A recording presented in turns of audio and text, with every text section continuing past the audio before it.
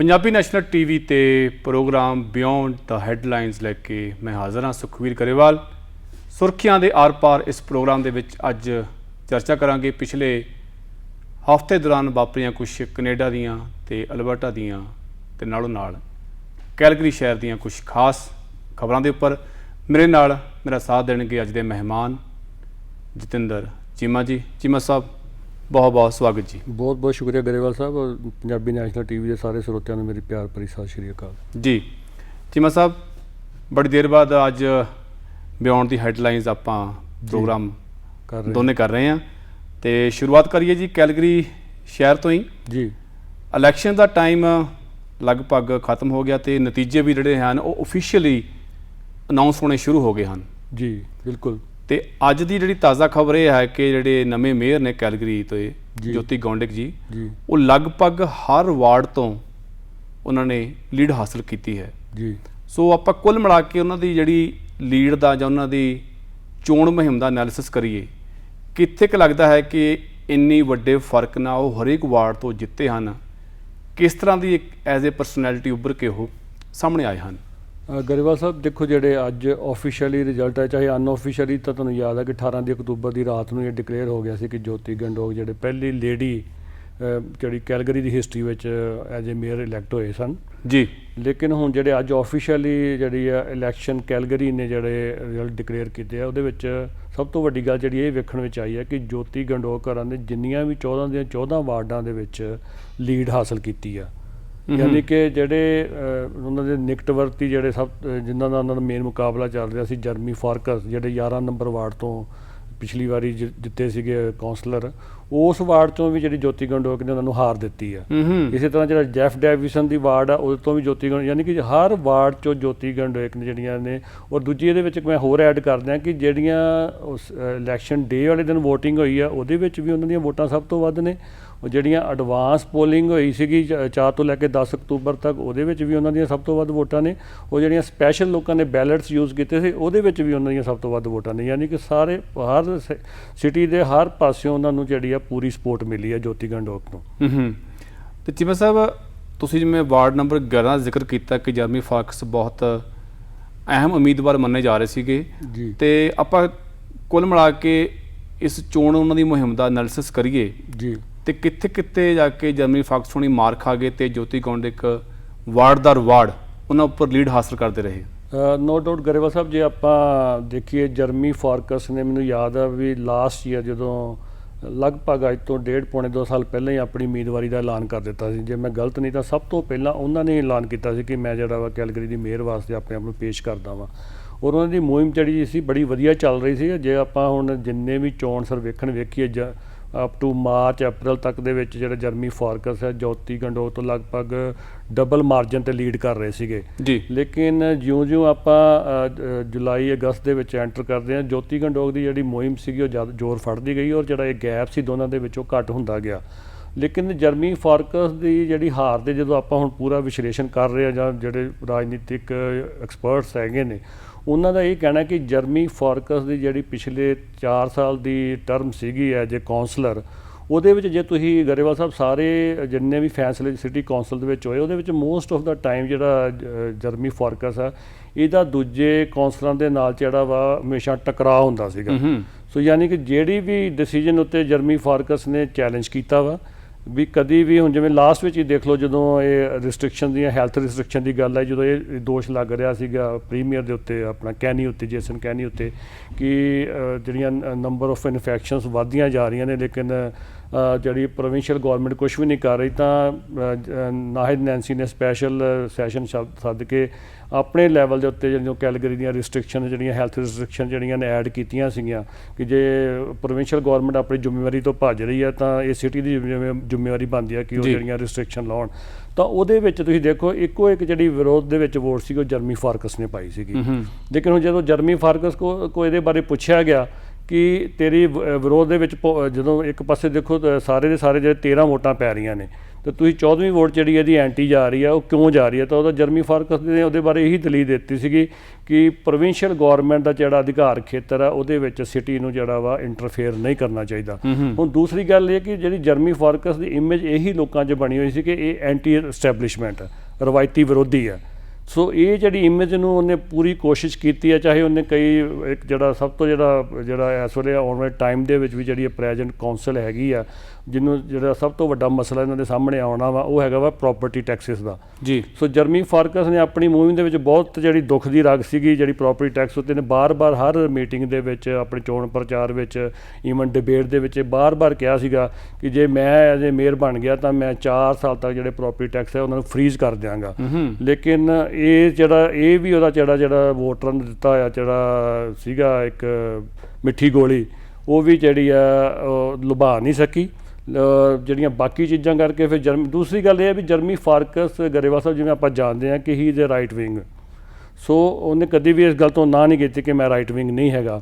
ਸੋ ਜਿਹੜੀ ਮੌਜੂਦਾ provincial government ਆ, ਜਿਵੇਂ ਆਪਾਂ ਜਾਣਦੇ ਹਾਂ ਕਿ ਵੱਖ-ਵੱਖ ਜਿਹੜੇ ਸਰਵੇਖਣ ਆ ਰਹੇ ਆ, ਜਿੰਨੇ ਵੀ ਇਸ ਵੇਲੇ ਕੈਨੇਡਾ ਦੇ ਜਿਹੜੇ ਪ੍ਰੀਮੀਅਰਸ ਹੈਗੇ ਨੇ ਉਹਨਾਂ ਵਿੱਚ ਜਿਹੜੇ ਸਭ ਤੋਂ ਘੱਟ ਜਿਹੜੀ ਰੇਟਿੰਗ ਹੈ ਇਸ ਵੇਲੇ ਜਿਹੜੀ ਆ ਉਹ ਆਪਣੇ ਜੇਸਨ ਕੈਨੀ ਹਰਾਂ ਦੀ ਆ। ਸੋ ਕਿਤੇ ਨਾ ਕਿਤੇ ਇੰਟਰੈਕਟਲੀ ਜਿਹੜੀ ਜੇਸਨ ਕੈਨੀ ਦੀ ਰੇਟਿੰਗ ਦਾ ਮਾੜਾ ਹੋਣਾ ਜਿਹੜਾ ਉਹ ਜਰਮੀ ਫਾਰਕਸ ਨੂੰ ਵੀ ਨੁਕਸਾਨ ਪਹੁੰਚਾ ਗਿਆ ਕਿ ਉਹ ਉਨੀਆਂ ਵੋਟਾਂ ਨਹੀਂ ਲੈ ਸਕੇ। ਅੱਜ ਹੀ ਮੈਂ ਇੱਕ ਮੇਨ ਸਟ੍ਰੀਮ ਮੀਡੀਆ ਦੀ ਇੱਕ ਮੈਂ ਹੈਡਲਾਈਨ ਪੜ੍ਹ ਕੇ ਮੈਨੂੰ ਮਨ 'ਚ ਸਵਾਲ ਆਇਆ ਜੀ। ਜਿਹੜਾ ਨੈਸ਼ਨਲ ਮੀਡੀਆ ਵੀ ਆ ਇਹ ਐਨਾਲਿਸਿਸ ਜਦੋਂ ਕਰ ਰਿਹਾ, ਅਲਬਰਟਾ ਸੂਬੇ ਦੇ ਵਿੱਚ 2 ਸ਼ਹਿਰਾਂ ਵਿੱਚ ਘੱਟ ਗਿਣਤੀ ਦੇ ਭਾਈਚਾਰੇ ਵੱਲੋਂ ਮੇਅਰ ਚੁਣੇ ਜਾਣਾ ਜੀ। ਜਿਵੇਂ ਤੁਸੀਂ ਜ਼ਿਕਰ ਕੀਤਾ ਕਿ ਕੁੱਲ ਮਿਲਾ ਕੇ ਜਿਹੜਾ ਅਲਬਰਟਾ ਨੂੰ ਆਪਾਂ ਕੰਜ਼ਰਵੇਟਿਵ ਸੂਬਾ ਮੰਨਦੇ ਹਾਂ, ਚਾਹੇ ਉਹ ਇੱਥੋਂ ਦੀਆਂ ਸਰਕਾਰਾਂ ਲਾ ਲਈਏ, ਪਿਛਲੇ ਆਪਾਂ ਲਗਭਗ 50 ਸਾਲ ਦਾ ਵੀ ਐਨਾਲਿਸਿਸ ਕਰੀਏ ਤਾਂ ਸਿਰਫ ਇੱਕ ਵਾਰੀ ਐਨਡੀਪੀ ਗਵਰਨਮੈਂਟ ਬਣਦੀ ਹੈ ਤੇ ਬਾਕੀ ਸਾਰਾ ਜਿਹੜਾ ਰਾਜ ਇੱਥੇ ਕੰਜ਼ਰਵੇਟਿਵ ਦਾ ਰਹਿੰਦਾ ਹੈ ਜੀ। ਸੋ ਇਹ ਸੂਬਾ ਪੱਧਰ ਤੇ ਕੰਜ਼ਰਵੇਟਿਵ, ਐਮਪੀ ਦੀਆਂ ਸਾਰਿਆਂ ਨੂੰ ਵੱਧ ਸੀਟਾਂ ਕੰਜ਼ਰਵੇਟਿਵ, ਪਰ ਜਦੋਂ ਮੇਅਰਾਂ ਦੀ ਗੱਲ ਆਉਂਦੀ ਆ ਤਾਂ ਉਹ ਘੱਟ ਗਿਣਤ ਭਾਈਚਾਰੇ ਵਿੱਚੋਂ ਮੇਅਰ ਬਣ ਕੇ ਉੱਭਰ ਕੇ ਸਾਹਮਣੇ ਆਉਂਦੇ ਹਨ। ਤੁਹਾਡਾ ਇੱਕ ਅੱਜ ਆਰਟੀਕਲ ਵੀ ਪਾਠਕਾਂ ਵੱਲੋਂ ਬੜਾ ਸਲਾਹਿਆ ਗਿਆ ਹੈ ਕਿ ਦੋਨਾਂ ਮੇਅਰਾਂ ਦੀ ਜਿਹੜੀ ਚੋਣ ਹੈ ਉਹ ਅਲਬਰਟਾ ਦੀ ਸਿਆਸਤ ਨੂੰ ਕਿਸ ਰੁਖ ਵੱਲ ਜਿਹੜਾ ਇਸ਼ਾਰਾ ਕਰਦੀ ਆ ਵੀ ਆਉਣ ਵਾਲੇ ਸਮੇਂ ਦੇ ਵਿੱਚ ਜਿਹੜੀਆਂ ਪ੍ਰੋਵਿੰਸ਼ਨਲ ਜਾਂ ਫੈਡਰਲ ਚੋਣਾਂ ਦੇ ਨਤੀਜੇ ਕਿਹੋ ਜਿਹੇ ਹੋ ਸਕਦੇ ਹਨ? ਕੀ ਅਲਬਰਟਾ ਬਦਲ ਰਿਹਾ ਹੈ? ਦੇਖੋ ਗਰੇਵਾਲ ਸਾਹਿਬ, ਜੇ ਤੁਸੀਂ ਆਪਾਂ ਐਨਾਲਿਸਿਸ ਕਰੀਏ ਇਹਨਾਂ ਦੀਆਂ ਸਿਵਿਕ ਇਲੈਕਸ਼ਨਸ ਦਾ ਜਿਹੜੀਆਂ ਅਲਬਰਟਾ ਵਿੱਚ ਹੋਈਆਂ ਨੇ ਜਾਂ ਉਸ ਤੋਂ ਥੋੜ੍ਹਾ ਟਾਈਮ ਪਹਿਲਾਂ ਹੀ ਫੈਡਰਲ ਇਲੈਕਸ਼ਨਸ ਹੋਈਆਂ ਨੇ, ਨੋ ਡਾਊਟ ਫੈਡਰਲ ਇਲੈਕਸ਼ਨ ਦੇ ਵਿੱਚ ਜਿਵੇਂ ਆਪਾਂ ਜਾਣਦੇ ਹਾਂ ਕਿ ਤੁਸੀਂ ਜ਼ਿਕਰ ਵੀ ਕੀਤਾ ਕਿ ਇਹ ਜਿਹੜਾ ਸੂਬਾ ਜਿਹੜਾ ਸ਼ੁਰੂ ਤੋਂ ਹੀ ਕੰਜ਼ਰਵੇਟਿਵ ਦਾ ਬਹੁਤ ਵੱਡਾ ਗੜ੍ਹ ਰਿਹਾ ਵਾ। ਇੱਥੇ ਆਮ ਕਿਹਾ ਜਾਂਦਾ ਵੀ ਇੱਥੇ ਕਈ ਤੁਸੀਂ ਕੈਂਡੀਡੇਟ ਇਹ ਵੀ ਦੇਖੇ ਹੋਣਗੇ ਕਿ ਜੇ ਉਹ ਨੋਮੀਨੇਸ਼ਨ ਜਿੱਤ ਜਾਂਦੇ ਆ ਤਾਂ ਉਹਨਾਂ ਦੀ ਮੈਂਬਰ ਪਾਰਲੀਮੈਂਟ ਪੱਕੀ ਹੁੰਦੀ ਹੈ ਜੇ ਉਹ ਕੰਜ਼ਰਵੇਟਿਵ ਦੇ ਕੈਂਡੀਡੇਟ ਨੇ। ਸੋ ਲੇਕਿਨ ਜਦੋਂ ਆਪਾਂ ਗੱਲ ਕਰਦੇ, ਮੈਂ ਦੂਸਰੇ ਪਾਸੇ ਇਹ ਵੀ ਕਹਿਣਾ ਚਾਹੂੰਗਾ ਕਿ ਜਿਹੜੇ ਅਲਬਰਟਾ ਦੇ ਔਰ ਖਾਸ ਕਰਕੇ ਇਹਨਾਂ 2 ਸ਼ਹਿਰਾਂ ਦੇ ਵੋਟਰ ਨੇ ਉਹ ਬੜੇ ਸੂਝਵਾਨ ਨੇ। ਜਦੋਂ ਤਾਂ ਮੇਅਰ ਦੀ ਇਲੈਕਸ਼ਨ ਆਉਂਦੀ ਹੈ ਤਾਂ ਉਹ ਹਮੇਸ਼ਾ ਆਪਣੇ ਲੋਕਲ ਜਿਹੜੇ ਮਸਲੇ ਆ ਉਹਨਾਂ ਨੂੰ ਮੁੱਖ ਰੱਖਦੇ ਨੇ। ਸੋ ਉਹ ਪ੍ਰੋਵਿੰਸ਼ੀਅਲ ਜਾਂ ਫੈਡਰਲ ਵਾਲੇ ਪਾਸੇ ਨਹੀਂ ਦੇਖਦੇ। ਲੇਕਿਨ ਜੇ ਤੁਸੀਂ ਇਹਨਾਂ ਸ਼ਹਿਰਾਂ ਦੇ ਵਿੱਚ ਕੋਈ ਵੀ ਐਂਟੀ ਗੱਲ ਕਰ ਲੈਂਦੇ ਹੋ ਆਇਲ ਐਂਡ ਗੈਸ ਦੇ, ਤਾਂ ਉਹੀ ਵੋਟਰ ਜਿਹੜੇ ਪਹਿਲਾਂ ਉਹਨਾਂ ਨੇ ਆਪਣਾ ਜਿਹੜਾ ਰੂਪ ਆ ਇੱਕਦਮ ਚੇਂਜ ਕਰ ਲੈਂਦੇ ਆ। ਜਿਵੇਂ ਹੁਣ ਲੇਟੈਸਟ ਮੈਂ ਤੁਹਾਨੂੰ ਐਡ ਕਰਾਂਗਾ ਕਿ ਜੋਤੀ ਗੰਡੋਕ ਨੇ ਵੈਰੀ ਨੈਕਸਟ ਡੇ ਟਿਊਜ਼ਡੇ ਨੂੰ ਇੱਕ ਇੰਟਰਵਿਊ ਦਿੱਤੀ ਆ ਉਹਦੇ ਨਾਲ ਐਡਮਿੰਟਨ ਦੇ ਇੱਕ ਰੇਡੀਓ ਦੇ ਨਾਲ, ਜਿਹਦੇ ਵਿੱਚ ਉਹਨਾਂ ਨੂੰ ਜਦੋਂ ਪੁੱਛਿਆ ਗਿਆ ਕਿ ਤੁਹਾਡੀ ਸਭ ਤੋਂ ਪਹਿਲੀ ਪ੍ਰਾਇਓਰਿਟੀ ਕੀ ਹੈ ਤਾਂ ਜੋਤੀ ਗੰਡੋਕ ਨੇ ਕਿਹਾ ਕਿ I am going to declare climate emergency in Calgary. So ਉਹਦਾ ਹੁਣ ਸਾਰੇ ਜਿਹੜੀਆਂ ਵੱਖਰੇ ਜਿਹੜੇ ਜਗ੍ਹਾ ਤੋਂ ਉਹਦਾ ਬੜਾ ਉਲਟ ਰਿਐਕਸ਼ਨ ਆ ਰਿਹਾ ਵਾ। ਉਹਦੇ ਵਿੱਚ ਇਹ ਕਿਹਾ ਜਾ ਰਿਹਾ ਕਿ ਜੋਤੀ ਗੰਡੋਕ ਨੇ, ਕਿਉਂਕਿ ਦੇਖੋ ਜਿਹੜੀਆਂ ਚੀਜ਼ਾਂ ਤੁਸੀਂ ਪਾਸਟ 'ਚ ਕਹੀਆਂ ਹੁੰਦੀਆਂ ਉਹਨਾਂ ਤੋਂ ਤੁਸੀਂ ਮੁੱਕਰ ਨਹੀਂ ਸਕਦੇ। ਮੈਂ ਵੇਖ ਰਿਹਾ ਸੀ ਕਿ ਜੋਤੀ ਗੰਡੋਕ ਦੀ ਜਦੋਂ ਉਹਨਾਂ ਨੇ 2017 ਦੇ ਵਿੱਚ ਵਾਰਡ ਨੰਬਰ 3 ਤੋਂ ਐਜ ਏ ਕੌਂਸਲਰ ਪਹਿਲੀ ਵਾਰੀ ਬਣੇ ਸੀਗੇ, ਉਹਦੀ ਇੱਕ ਵੀਡੀਓ ਜਿਹੜੀ ਹੈ ਟਵਿੱਟਰ 'ਤੇ ਕਿਸੇ ਨੇ ਪਾ ਦਿੱਤੀ ਹੈ ਜਿਹਦੇ 'ਤੇ ਜੋਤੀ ਗੰਡੋਕ ਕਹਿ ਰਹੇ ਕਿ ਬੀਇੰਗ ਐਜ ਏ ਕੈਨੇਡੀਅਨ ਮੈਂ ਜਿਹੜੀ ਹੈਗੀ ਆ ਔਰ being as a Albertan I support oil and gas industry. ਹੁਣ ਅੱਜ ਵੈਰੀ ਸੈਕਿੰਡ ਦੇ ਮੇਅਰ ਬਣਨ ਤੋਂ ਬਾਅਦ ਤੁਸੀਂ ਇਹ ਕਹਿ ਰਹੇ ਹੋ ਕਿ ਮੈਂ ਜਿਹੜੀ ਆ ਕਲਾਈਮੇਟ ਐਮਰਜੈਂਸੀ ਜਿਹੜੀ ਉਹ ਡਿਕਲੇਅਰ ਕਰਾਂਗੀ। ਤਾਂ ਉਹਦੇ ਵਿੱਚ ਹੁਣ ਜਿਹੜੇ ਰਿਐਕਸ਼ਨਸ ਆ ਰਹੇ ਨੇ ਉਹਦੇ ਵਿੱਚ ਹੁਣ ਮੈਂ ਤੁਹਾਨੂੰ ਜਿਹੜਾ ਮੇਨ ਮੈਂ ਰਿਐਕਸ਼ਨ ਪੜ੍ਹ ਰਿਹਾ ਸੀਗਾ, ਤੁਹਾਨੂੰ ਯਾਦ ਹੋਊਗਾ ਬੜਾ ਇੱਕ ਐਫੀਸ਼ੀਐਂਟ ਪ੍ਰੀਮੀਅਰ ਰਹੇ ਨੇ ਸਕੈਚਵਨ ਦੇ ਬ੍ਰੈਡ ਵਾਲ ਜੀ, ਉਹਨਾਂ ਨੇ ਬੜਾ ਸਖਤ ਰਿਐਕਸ਼ਨ ਦਿੱਤਾ ਔਰ ਉਹਨਾਂ ਨੇ ਇੱਥੋਂ ਤੱਕ ਕਹਿ ਦਿੱਤਾ ਕਿ ਮੈਂ ਅਪੀਲ ਕਰਾਂਗਾ ਜਿਹੜੀਆਂ ਆਇਲ ਐਂਡ ਗੈਸ ਦੇ ਜਿਹੜੀਆਂ ਮੇਨ ਕੰਪਨੀਆਂ ਦੇ ਹੈੱਡ ਆਫਿਸਿਸ ਨੇ। ਨੋ ਡਾਊਟ ਆਪਾਂ ਜਾਣਦੇ ਹਾਂ ਕਿ ਕੈਲਗਰੀ ਜਿਹੜਾ ਇੱਕ ਮੇਨ ਹੱਬ ਹੈਗਾ ਵਾ ਆਇਲ ਐਂਡ ਗੈਸ ਇੰਡਸਟਰੀ ਦੀ ਜੀ, ਉਹਨੇ ਕਿਹਾ ਕਿ ਇਹ ਇਸ਼ਾਰਾ ਵਾ ਮੇਅਰ ਵੱਲੋਂ ਕਿ ਆਉਣ ਵਾਲੇ ਟਾਈਮ 'ਚ ਉਹਨਾਂ ਦੇ ਜਿਹੜੇ ਦਿਨ ਹੈ ਉਹ ਠੀਕ ਨਹੀਂ ਹੈਗੇ। ਸੋ ਉਹਨਾਂ ਨੂੰ ਅਪੀਲ ਕੀਤੀ ਕਿ ਉਹ ਆਪਣੇ ਹੈੱਡ ਆਫਿਸਿਸ ਉੱਥੋਂ ਚੇਂਜ ਕਰਕੇ ਤੇ ਕਿਸੇ ਉਸ ਜਗ੍ਹਾ 'ਤੇ ਜਾਣ ਦੀ ਤਿਆਰੀ ਕਰਨ ਜਿੱਥੇ ਕਿ ਫੇਵਰੇਬਲ ਹੋਣਗੀਆਂ। ਸੋ ਇਸ ਇੰਟਰਵਿਊ ਨੇ ਇੱਕ ਤਰ੍ਹਾਂ ਦੀ ਨਵਾਂ ਇੱਕ ਵਾਦ ਵਿਵਾਦ ਫਿਰ ਛੇੜ ਦਿੱਤਾ ਵਾ ਕਿ ਲੇਕਿਨ ਜੋਤੀ ਗੰਡੋਕ ਦਾ ਇਹ ਕਹਿਣਾ ਕਿ the way the world is moving, no doubt ਸਾਰੀ ਦੁਨੀਆ ਦੇ ਵਿੱਚ ਇਸ ਵੇਲੇ ਜਿਹੜੀ ਕਲਾਈਮੇਟ ਦੀ ਗੱਲ ਚੱਲ ਰਹੀ ਹੈ, ਜਿਵੇਂ ਆਪਾਂ ਕਹਿ ਰਹੇ ਹਾਂ ਕਿ ਆਪਾਂ ਜ਼ੀਰੋ ਐਮਿਸ਼ਨਸ ਦੇ ਵਰਲਡ ਨੂੰ 2050 ਦਾ ਟਾਰਗੇਟ ਹੈ ਜਿਹੜੀ ਪੈਰਿਸ ਟ੍ਰੀਟੀ ਦੇ ਵਿੱਚ ਡਿਕਲੇਅਰ ਹੋਇਆ ਸੀਗਾ ਕਿ ਆਪਾਂ ਐਮਿਸ਼ਨਸ ਨੂੰ ਜਿਹੜੀਆਂ ਕਾਰਬਨ ਐਮਿਸ਼ਨਸ ਨੇ ਗ੍ਰੀਨ ਹਾਊਸ ਗੈਸਿਸ ਨੂੰ ਜ਼ੀਰੋ 'ਤੇ ਲੈ ਕੇ ਆਉਣਾ। ਨੋ ਡਾਊਟ ਕੈਲਗਰੀ ਵੀ ਉਹ ਤੋਂ ਪਿੱਛੇ ਨਹੀਂ ਰਹਿ ਸਕਦਾ। ਸੋ ਅਗਰ ਆਪਣਾ ਬਰੋਡਲੀ ਵੇਖਿਆ ਜਾਏ ਤਾਂ ਜੋਤੀ ਗੰਡੋਕ ਨੇ ਕੋਈ ਇਹੋ ਜਿਹੀ ਮਾੜੀ ਗੱਲ ਨਹੀਂ ਕੀਤੀ। ਉਹਨਾਂ ਨੇ ਗੱਲ ਕੀਤੀ ਹੈ ਗ੍ਰੀਨ ਐਨਰਜੀ ਦੀ ਔਰ ਰੀਨਿਊਏਬਲ ਐਨਰਜੀ ਦੀ, ਵੀ ਆਪਾਂ ਬਾਕੀ ਦੁਨੀਆ ਤੋਂ ਜਿਹੜਾ ਵਾ ਵੱਖਰਾ ਨਹੀਂ ਚੱਲ ਸਕਦੇ। ਲੇਕਿਨ ਇਹ ਹਮੇਸ਼ਾ ਜਦੋਂ ਵੀ ਕੋਈ ਗੱਲ ਅਲਬਰਟਾ ਦੇ ਵਿੱਚ ਗ੍ਰੀਨ ਐਨਰਜੀ ਦੀ ਜਾਂ ਰੀਨਿਊਏਬਲ ਐਨਰਜੀ ਦੀ ਕੀਤੀ ਜਾਂਦੀ ਹੈ ਤਾਂ ਉਹਨੂੰ ਹਮੇਸ਼ਾ ਕਿਹਾ ਜਾਂਦਾ ਹੈ ਕਿ ਇਹ ਜਿਹੜਾ ਆਇਲ ਐਂਡ ਗੈਸ ਐਨਰਜੀ ਦਾ ਦੁਸ਼ਮਣ ਨੰਬਰ 1 ਹੈ। ਠੀਕ ਚੀਮਾ ਸਾਹਿਬ, ਤੇ ਵਾਪਸ ਆਪਾਂ ਕੈਲਗਰੀ ਦੀਆਂ ਜਿਹੜੀਆਂ ਸਿਟੀ ਇਲੈਕਸ਼ਨਸ ਨੇ ਸਿਟੀ ਕੌਂਸਲ ਦੀਆਂ ਉਹਦੇ ਵੱਲ ਆਉਂਦੇ ਹਾਂ। ਅੱਜ ਕੱਲ੍ਹ ਵਾਰਡ ਨੰਬਰ 4 ਬੜਾ ਚਰਚਾ ਦਾ ਵਿਸ਼ਾ ਬਣਿਆ ਹੋਇਆ ਜੀ, ਕੀ ਖਾਸ ਗੱਲ ਹੋ ਰਹੀ ਹੈ ਉੱਥੇ? ਗਰੇਵਾਲ ਸਾਹਿਬ, ਇਸ ਵਾਰਡ ਨੇ ਤੁਸੀਂ ਦੇਖੋ ਵੀ ਮੈਂ ਇਹ ਕਹਾਂਗਾ ਕਿ ਜਿਹੜੀ ਜੋਤੀ ਗੰਡੋਕ ਦੀ ਜਿਹੜੀ ਵਿਨ ਹੋਈ ਸੀਗੀ ਉਹਦੇ ਵਿੱਚ ਇੱਕ ਖਟਾਸ ਲੈ ਆਉਂਦੀ ਹੈ। ਇਹ ਕਿਹਾ ਜਾ ਰਿਹਾ ਕਿ ਹਨੀਮੂਨ ਪੀਰੀਅਡ ਇਜ਼ ਓਵਰ, ਔਰ ਕਿਸੇ ਵੀ ਉਹ ਕਹਿੰਦੇ ਹਿਸਟਰੀ ਵਿੱਚ ਇਹੋ ਜਿਹੇ ਕਿਸੇ ਵੀ ਵੱਡੇ ਸ਼ਹਿਰ ਦੇ ਵਿੱਚ ਪਾਸਟ ਹਿਸਟਰੀ ਵੇਖਿਆ ਜਾਵੇ ਤਾਂ ਕਦੀ ਵੀ ਇਹੋ ਜਿਹੀ ਕੰਟਰੋਵਰਸੀ ਆਈ ਨਹੀਂ ਜਿਹਦੇ ਵਿੱਚ ਦੇਖੋ ਵੈਰੀ ਨੈਕਸਟ ਡੇ ਸ਼ੈਨਚੂ ਜਿਹੜੇ ਵਾਰਡ ਨੰਬਰ 4 ਤੋਂ ਤੀਸਰੀ ਵਾਰੀ ਜਿਹੜੇ ਉਹ ਐਜ ਏ ਕੌਂਸਲਰ ਚੁਣੇ ਨੇ, ਉਹਨਾਂ ਦਾ ਕੋਈ 97 ਦੇ ਵਿੱਚ ਜਦੋਂ ਐਜ ਉਹ ਕੈਲਗਰੀ ਪੁਲਿਸ ਆਫਿਸਰ ਕੰਮ ਕਰਦੇ ਸੀਗੇ, ਕੋਈ ਉਦੋਂ ਸੈਕਸੁਅਲ ਅਸੌਲਟ ਦਾ ਕੇਸ ਸੀਗਾ ਅਤੇ ਉਹ CBC ਨੇ ਜਿਹੜਾ ਇਲੈਕਸ਼ਨਾਂ ਤੋਂ ਸਿਰਫ 2 ਜਾਂ 3 ਦਿਨ ਪਹਿਲਾਂ ਜਿਹੜਾ ਉਹ ਮੀਡੀਆ ਦੇ ਵਿੱਚ ਆ ਗਿਆ, ਜਿਹਦੇ ਕਰਕੇ ਜਿਹੜੀ ਆ ਉਹ ਹੁਣ ਚਾਰੇ ਪਾਸੇ ਜਿਹੜੀ ਇਸ ਵੇਲੇ ਜਿਹੜੀ ਚਰਚਾ ਔਰ ਹੋ ਰਹੀ ਹੈ ਕਿ ਉਹਨਾਂ ਨੂੰ ਰਿਜ਼ਾਈਨ ਕਰ ਦੇਣਾ ਜਾਣਾ ਚਾਹੀਦਾ। ਔਰ ਇਸ ਮਸਲੇ ਉੱਤੇ ਜੋਤੀ ਗੰਡੋਕ ਨੇ ਬੜਾ ਸਖਤ ਜਿਹੜਾ ਵਾ ਸਟੈਂਡ ਲਿਆ ਵਾ। ਉਹਨਾਂ ਨੇ ਕਿਹਾ ਕਿ ਵੀ ਮੈਂ ਅਪੀਲ ਕਰਦੀ ਹਾਂ ਸ਼ੈਨਸ਼ੂ ਨੂੰ ਕਿ ਉਹ ਇਸ ਕੌਂਸਲ ਤੋਂ ਰਿਜ਼ਾਈਨ ਕਰ ਦੇਣ। ਔਰ ਇੱਥੋਂ ਤੱਕ ਜਿਵੇਂ ਕਿ ਆਪਾਂ ਜਾਣਦੇ ਹਾਂ ਕਿ ਡਿਕਲੇਅਰ ਹੋ ਚੁੱਕਿਆ ਕਿ 25 ਅਕਤੂਬਰ ਸੋਮਵਾਰ ਨੂੰ ਜਿਹੜੀ ਨਵੀਂ ਕੌਂਸਲ ਉਹ ਸਹੁੰ ਚੁੱਕਣ ਜਾ ਰਹੀ ਹੈ। ਉਹਦੇ ਵਿੱਚ ਜੋਤੀ ਗੰਡੋਕ ਨੇ ਕਲੀਅਰ ਕਹਿ ਦਿੱਤਾ I am not going to give oath to ਸ਼ੈਨਸ਼ੂ। ਇਹਦੇ 'ਚ ਮੇਅਰ ਜਿਹੜਾ ਵਾ ਉਹ ਜਿਹੜਾ ਸਹੁੰ ਚੁਕਾਉਂਦਾ ਵਾ। ਲੇਕਿਨ ਜਿਹੜਾ ਕੌਂਸਟੀਟਿਊਸ਼ਨ ਆ, ਚਾਹੇ ਹੁਣ ਜੋਤੀ ਗੰਡੋਕ ਨੇ ਨਾ ਕਰ ਦਿੱਤੀ ਹੈ ਕਿ ਅਗਰ ਉਹ ਰਿਜ਼ਾਈਨ ਨਹੀਂ ਦਿੰਦਾ ਸ਼ੈਨਸ਼ੂ ਤਾਂ ਮੈਂ ਉਹਨੂੰ ਸਹੁੰ ਨਹੀਂ ਚੁਕਾਵਾਂ, ਲੇਕਿਨ ਜਿਹੜਾ ਕੌਂਸਟੀਟਿਊਸ਼ਨ ਆ ਉਹ ਕਹਿੰਦਾ ਵੀ ਅਗਰ ਤੁਸੀਂ ਮੇਅਰ ਜਾਂ ਕੌਂਸਲ ਉਹਨੂੰ ਉਹਦੀ ਸੀਟ ਤੋਂ ਜਿਹੜਾ ਵਾ ਕੱਢ ਨਹੀਂ ਸਕਦੇ, ਉਹਨੂੰ ਵਾਂਝਾ ਨਹੀਂ ਕਰ ਸਕਦੇ। ਸੋ ਜੋਤੀ ਗੰਡੋਕ ਨੇ ਫਿਰ ਅਪੀਲ ਕੀਤੀ ਆ ਪ੍ਰੋਵਿੰਸ ਦੇ ਪ੍ਰੀਮੀਅਰ ਨੂੰ, ਜੇਸਨ ਕੈਨੀ ਨੂੰ ਵੀ। ਲੇਕਿਨ ਜੇਸਨ ਕੈਨੀ ਨੇ ਵੀ ਇਹ ਕਿਹਾ ਕਿ ਜੇ ਦੋਸ਼ ਸੱਚੇ ਨੇ ਤਾਂ ਉਹਨਾਂ ਨੇ ਇਸ ਚੀਜ਼ ਦੀ ਸਪੋਰਟ ਕੀਤੀ ਹੈ ਕਿ ਸ਼ੈਨਚੂ ਨੂੰ ਇਹ ਜਿਹੜਾ ਰਿਜ਼ਾਈਨ ਦੇ ਦੇਣਾ ਚਾਹੀਦਾ ਵਾ। ਲੇਕਿਨ ਐਜ ਏ ਉਹਨਾਂ ਨੇ ਕਿਹਾ ਕਿ ਸਾਡੇ ਕੋਲ ਇਸ ਤੋਂ ਇਲਾਵਾ ਜ਼ਿਆਦਾ ਕੋਈ ਹੋਰ ਨਹੀਂ ਚੀਜ਼ ਹੈ ਕਿ ਵੀ ਜਿਹੜਾ ਇਹ ਅਪਲਾਈ ਕਰਕੇ ਸ਼ੈਨਚੂ ਨੂੰ ਜਿਹੜਾ ਵਾ ਉਹ ਸੀਟ ਤੋਂ ਜਿਹੜਾ ਵਾ ਡਿਸਕੁਆਲੀਫਾਈ ਕਰ ਦਈਏ। ਸੋ ਇਹ ਬੜੀ ਵੱਡੀ ਇੱਕ ਕੰਟਰੋਵਰਸੀ ਨਵੀਂ ਪੈਦਾ ਹੋ ਗਈ ਹੈ। ਲੇਕਿਨ ਹੁਣ ਜੇ ਆਪਾਂ ਸ਼ੈਨਸ਼ੂ ਦੀ ਗੱਲ ਕਰਦੇ ਹਾਂ ਤਾਂ ਉਹਨੇ ਇੱਕ ਪ੍ਰੈਸ ਕਾਨਫਰੰਸ ਕੀਤੀ ਹੈ, ਉਹਦੇ ਵਿੱਚ ਉਹਨੇ ਕਲੀਅਰ ਕਿਹਾ ਕਿ ਨੋ ਡਾਊਟ ਮੈਂ 97 ਦੇ ਵਿੱਚ ਜਿਹੜਾ ਮੇਰੇ ਦੇ ਉੱਤੇ ਦੋਸ਼ ਲੱਗਾ ਸੀਗਾ ਮੈਂ ਉਹਦੀ ਸੌਰੀ ਫੀਲ ਕੀਤੀ ਆ। ਉਹ ਜਿਹੜੀ ਪੁਲਿਸ ਦੀ ਕਮਿਸ਼ਨ ਦੀ ਇਨਕੁਆਇਰੀ ਹੋਈ ਸੀਗੀ ਉਹਦੇ ਵਿੱਚ ਉਹਨਾਂ ਨੇ ਮੈਨੂੰ ਲੈਟਰ ਵਾਰਨਿੰਗ ਦਿੱਤੀ ਸੀਗੀ। ਅਤੇ ਹੁਣ ਕਿਉਂਕਿ ਉਹ ਸਾਰਾ ਕੁਛ 97 ਦਾ ਹੋਇਆ, ਹੁਣ ਤੁਸੀਂ 2021 ਦੇ ਵਿੱਚ ਆ ਕੇ ਉਹ ਨਵਾਂ ਮਸਲਾ ਖੜ੍ਹਾ ਕਰ ਦਿੱਤਾ ਵਾ। ਉਹਨਾਂ ਨੇ ਸਾਫ਼ ਤੌਰ 'ਤੇ ਇਨਕਾਰ ਕਰ ਦਿੱਤਾ ਕਿ ਮੈਂ ਇਹ ਰਿਜ਼ਾਈਨ ਨਹੀਂ ਦੇਣਾ। ਹੁਣ ਇਹਦੇ ਉੱਤੇ ਇੱਕ ਬੜੀ ਵੱਡੀ ਇੱਕ ਮਸਲਾ ਖੜ੍ਹਾ ਹੋ ਗਿਆ ਵਾ ਪ੍ਰੈਜ਼ੀਡੈਂਟ ਕੌਂਸਲ ਉੱਤੇ ਵੀ ਕੀ ਹੋਏਗਾ ਜਦੋਂ ਹੁਣ ਉਹਨਾਂ 14 ਕੌਂਸਲਰਾਂ ਦੇ ਵਿੱਚ ਸ਼ੈਨਸ਼ੂ ਵੀ ਆ ਕੇ ਬੈਠਣਗੇ ਤਾਂ ਤੁਸੀਂ ਇਮੈਜਿਨ ਕਰ ਸਕਦੇ ਹੋ ਵੀ ਉਸ ਕੌਂਸਲ ਦੇ ਵਿੱਚ ਕਿਹੋ ਜਿਹਾ ਮਾਹੌਲ ਬਣੇਗਾ। ਜੀ ਚੀਮਾ ਸਾਹਿਬ, ਆਪਾਂ ਇਸ ਮੁੱਦੇ ਨਾਲ ਰਿਲੇਟਡ ਇੱਕ ਹੋਰ ਬਿੱਲ ਦੀ ਗੱਲ ਕਰ ਲਈਏ। UCP ਨੇ ਇੱਕ ਬਿੱਲ 52 ਲੈ ਕੇ ਆਂਦਾ ਸੀਗਾ ਵੀ ਕਿਸੇ ਵੀ ਹਲਕੇ ਦੇ ਵੋਟਰਾਂ ਨੂੰ ਇਹ ਅਧਿਕਾਰ ਹੈ ਕੋਈ ਆਪਣਾ ਜਿਹੜਾ ਚੁਣਿਆ ਹੋਇਆ ਨੁਮਾਇੰਦਾ ਹੈ ਉਸ ਨੂੰ ਵਾਪਸ ਬੁਲਾ ਸਕਦੇ ਆ। ਕੀ ਉਹ ਪ੍ਰੋਸੀਜਰ ਇਸ ਤਰ੍ਹਾਂ ਹੋਏਗਾ ਕਿ ਉਹ ਵੋਟਾਂ ਪਾ ਕੇ ਬੁਲਾ ਸਕਦੇ ਵਾਪਸ? ਕੀ ਇਹ ਬਿੱਲ ਦਾ ਵਾਰਡ ਨੰਬਰ 4 ਦੀ ਚੋਣ ਉੱਪਰ ਕੋਈ ਅਸਰ ਪੈ ਸਕਦਾ? ਦੇਖੋ, ਇਹ ਜਿਹੜਾ ਬਿੱਲ ਨੋਟ ਓਨਲੀ ਬਿੱਲ 52 ਕਿਹਾ ਜਾਂ ਰੀਕਾਲ ਬਿੱਲ ਹੈਗਾ ਜੀ, ਇਹ ਜਿਹੜਾ ਬਿੱਲ ਸੀਗਾ ਇਹ ਮਾਰਚ ਦੇ ਵਿੱਚ ਐਸਾ ਲਿਆਂਦਾ ਗਿਆ ਸੀਗਾ।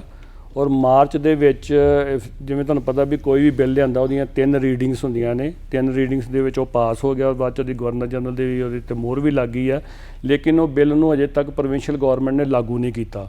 ਉਹ ਬਿੱਲ ਦੇ ਵਿੱਚ ਇਹ ਗਰੇਵਾਲ ਸਾਹਿਬ ਇਹ ਪਾਵਰਸ ਹੈਗੀਆਂ ਨੇ, ਚਾਹੇ ਤੁਸੀਂ ਜਿਹੜੀਆਂ ਲੋਕਲ ਬੋਡੀਜ਼ ਗੌਰਮੈਂਟ ਜਿਹਨੂੰ ਆਪਾਂ ਸਿਵਿਕ ਇਲੈਕਸ਼ਨਸ ਕਹਿੰਦੇ ਆ, ਇਹਦੇ ਵਿੱਚ ਜੇ ਤੁਸੀਂ ਕਾਉਂਸਲਰ ਚੁਣਿਆ ਜਾਂਦਾ ਵਾ ਜਾਂ ਤਾਂ ਆਪਾਂ ਸਕੂਲ ਬੋਰਡ ਆਫ ਟਰਸਟੀ ਦੀ ਗੱਲ ਕਰੀਏ ਜਾਂ ਆਪਣੇ ਮੈਂਬਰ ਆਫ ਲੈਜਿਸਲੇਟਿਵ ਅਸੈਂਬਲੀ ਦੀ ਗੱਲ ਕਰੀਏ, ਉਹ ਬਿੱਲ ਇਹ ਪਾਵਰਸ ਦਿੰਦਾ ਵਾ ਉਸ ਪਰਟੀਕੂਲਰ ਵਾਰਡ ਜਾਂ ਉਸ ਹਲਕੇ ਦੇ ਜਿਹੜੇ ਵੋਟਰਸ ਨੇ ਕਿ ਜੇ ਉਹ ਸਮਝਦੇ ਨੇ ਕਿ ਇਹ ਬੰਦਾ ਜਿਹੜਾ ਸਾਡੀ ਰਿਪਰੈਜ਼ੈਂਟੇਸ਼ਨ ਵਧੀਆ ਜ਼ਿਆਦਾ ਨਹੀਂ ਕਰ ਰਿਹਾ ਤਾਂ ਉਹਨਾਂ ਨੂੰ ਇਹ ਰਾਈਟ ਹੈਗਾ ਕਿ ਉਹ ਬਿੱਲ 52 ਦੇ ਅਧੀਨ ਉਹਨੂੰ ਬੁਲਾ ਸਕਦੇ ਨੇ। ਲੇਕਿਨ ਉਹਦੇ ਵਿੱਚ ਜਿਹੜੀਆਂ ਸ਼ਰਤਾਂ ਇਹ ਨੇ ਗਰੇਵਾਲ ਸਾਹਿਬ ਕਿ ਉਹ ਬਿੱਲ ਇਹ ਕਹਿੰਦਾ ਵਾ ਕਿ 18 ਮਹੀਨੇ ਤੋਂ ਪਹਿਲਾਂ ਮੰਨ ਲਓ ਜਿਵੇਂ ਹੁਣ ਸ਼ਹਿਨਸ਼ੂ ਦੇ ਉੱਤੇ ਬਿੱਲ ਲਾਗੂ ਕਰਨਾ ਜੇ ਮਤਲਬ ਅੱਜ ਦੀ ਡੇਟ ਤੋਂ ਦਾ ਬਿੱਲ ਜਿਹੜਾ ਵਾ ਸ਼ੁਰੂ ਹੀ ਨਹੀਂ ਕੀਤਾ ਸਰਕਾਰ ਨੇ, ਅਗਰ ਹੋਇਆ ਹੁੰਦਾ ਲਾਗੂ ਕਰ ਦਿੱਤਾ ਜਾਂਦਾ ਤਾਂ ਵੀ ਜਿਹੜੇ ਵੋਟਰ ਨੇ ਵਾਰਡ ਨੰਬਰ 4 ਦੇ ਉਹ 18 ਮਹੀਨੇ ਤੋਂ ਪਹਿਲਾਂ ਜਿਹੜਾ ਵਾ ਸ਼ਹਿਨਸ਼ੂ ਨੂੰ ਰੀਕਾਲ ਨਹੀਂ ਸੀ ਕਰ ਸਕਦੇ।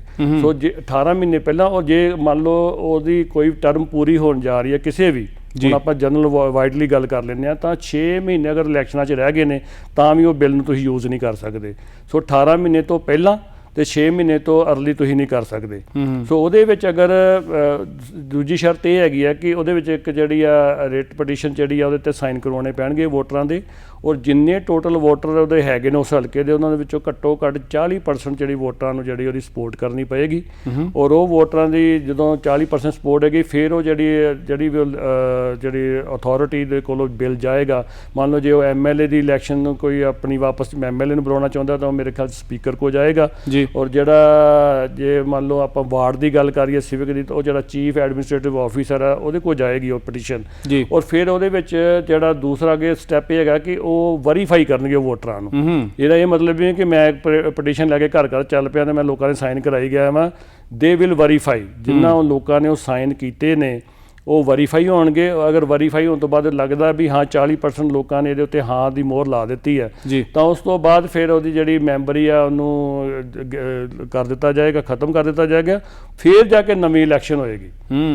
ਸੋ ਇਹ ਕੋਈ ਸੌਖਾ ਬਿੱਲ ਨਹੀਂ ਹੈਗਾ। ਲੇਕਿਨ ਅਜੇ ਆਲਦੀ ਕਰੀ ਹੁਣ ਦੂਜੇ ਪਾਸੇ ਇਹ ਵੀ ਕਿਹਾ ਜਾ ਰਿਹਾ ਕਿ ਜਿਹੜੇ ਰਾਜਨੀਤਿਕ ਚੋਟਾਂ ਕਰਨ ਵਾਲੇ ਨੇ ਉਹ ਕਹਿੰਦੇ ਨੇ ਕਿ ਜੇਸਨ ਕੈਨੀ ਨੇ ਜਾਣ ਕੇ ਬਿੱਲ ਨਹੀਂ ਲਿਆਂਦਾ ਪਾਸ ਕਰਾ ਕੇ, ਕਿਉਂਕਿ ਉਹਨੂੰ ਸਭ ਤੋਂ ਵੱਡਾ ਡਰ ਇਹ ਹੈਗਾ ਕਿ ਮੈਨੂੰ ਹੀ ਨਾ ਲੋਕ ਵਾਪਸ ਬੁਲਾ ਲੈਣ। ਔਰ ਜੇ ਹਿਸਟਰੀ ਵਿੱਚ ਵੇਖੀਏ ਤਾਂ ਗਰੇਵਾਲ ਸਾਹਿਬ 1935 'ਚ ਇਸ ਤਰ੍ਹਾਂ ਹੋਇਆ ਵੀ ਸੀਗਾ। 1935 ਦੇ ਵਿੱਚ ਜਿਹੜੇ ਅਲਬਰਟਾ ਦੇ ਉਸ ਵੇਲੇ ਦੇ ਪ੍ਰੀਮੀਅਮ ਸੀ, ਅਗਰ ਮੈਂ ਗਲਤ ਨਹੀਂ ਨਾਮ ਵਿਲੀਅਮ ਸੀਗਾ, ਉਹਨਾਂ ਨੇ ਇਹ ਬਿੱਲ ਲਿਆਂਦਾ। ਉਦੋਂ ਇਹ ਬਿੱਲ ਆਇਆ ਸੀਗਾ ਰੀਕਾਲ ਜੀ। ਔਰ ਸਭ ਤੋਂ ਵੱਡੀ ਜਿਹੜੀ ਉਹ ਉਦੋਂ ਜਿਹੜੇ ਪ੍ਰੀਮੀਅਰ ਸੀਗੇ, ਜਿਹੜਾ ਤੁਹਾਡਾ ਹਾਈ ਰਿਵਰ ਵਾਲਾ ਏਰੀਆ, ਹਾਈ ਰਿਵਰ ਓਕੋਟੋਕ ਤੋਂ MLA ਸੀਗੇ ਔਰ ਪ੍ਰੀਮੀਅਰ ਸੀਗੇ, ਉਹਨਾਂ ਦੇ ਜਿਹੜੇ ਵੋਟਰ ਸੀਗੇ ਉਹਨਾਂ ਨੇ ਉਹ ਬਿੱਲ ਲਾਗੂ ਕਰ ਦਿੱਤਾ ਸੀ ਕਿ ਅਸੀਂ ਆਪਣੇ ਪ੍ਰੀਮੀਅਰ ਨੂੰ ਵਾਪਸ ਬੁਲਾਉਣਾ ਚਾਹੁੰਦੇ ਹਾਂ। They are not happy with the working of the premier.